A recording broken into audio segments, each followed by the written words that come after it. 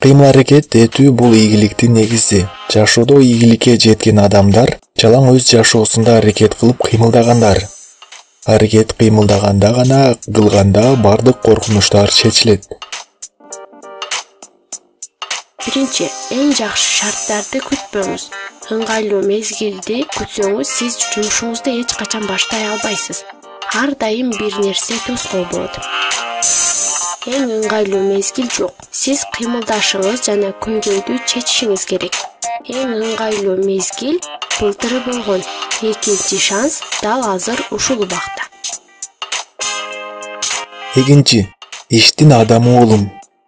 Спорт менен машыгыңыз келсе, өзүңүздү бостун ордуна коюң. Муну азыр жасаң. Акылыңызда канчалык идея көп калса, ошончо алыс болуп баштайт. 1-2 күндөн кийин майда чүйдөлөрү эстен чыга баштайт.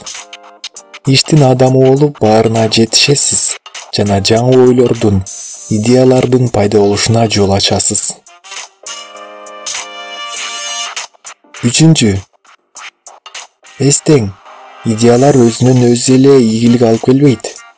Идеялар керек, бирок аларды иш жүзүнө ашырганда гана. Эгер сиз өзүңүздүн идеяңызга ишенсеңиз, анда аны аткарың. Төртүнчү, коркунучту болтурбоо үчүн аракетти колдонуңуз.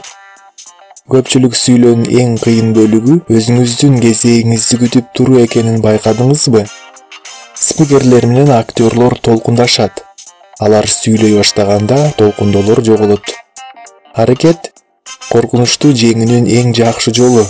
Эң кыйыны биринчи ирет баштоо. Баштагандан кийин сиз ишенимдүүлүккө ээ болосуз. Ал оңой жана жеңил болот. Аракет этүү аркылуу коркунучту жоюу, ишенимдүүлүккө жетүү. Бешинчи, эгер сизге бир нерсе жазуу керек болсо, отуруңуз да жазыңыз. Колуңуздан келгенин баарын жазыңыз. Тек тааныш кыймылдарды жасап жатып, сиз мээни дурус багытка багыттайсыз.